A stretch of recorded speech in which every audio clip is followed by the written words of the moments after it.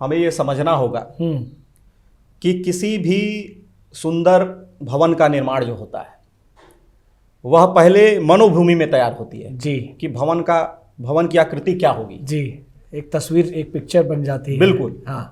तो अब यह परिवारगत होता है। आखिर नदिया के पार जो फिल्म आई थी जी, उसमें देखिए उसके भी निर्देशक रहे होंगे, बिल्कुल, उसके भी प्रोड्यूसर रहे होंगे, उसके भी गीत निर्माता रहे होंगे।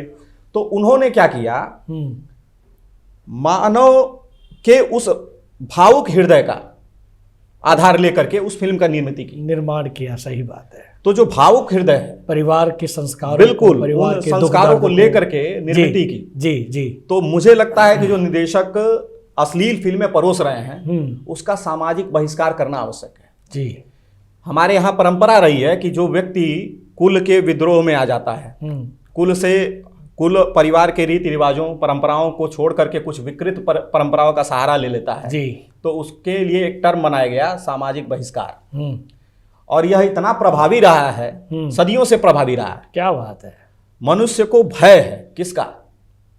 एक तो मृत्यु का भय होता ही है जी, एक सामाजिक हानि की, प्रतिष्ठा की हानि का भय होता है। बिल्कुल बिल्कुल। तो जिस दिन आप उस निदेशक, उस प्रोड्यूसर जो है उसको यह बता देंगे कि भाई तुम यह फिल्म निर्मित कर रहे हो इस तरह के जो समाज के नियमों के खिलाफ है, सामाजिक सांस्कृतिक तत्वों के खिलाफ है, बिल्कुल बिल्कुल, तो वह इस तरह की प्रकृति में नहीं आएगा कि वह अश्लीलता वाले फिल्मों को परोस सके।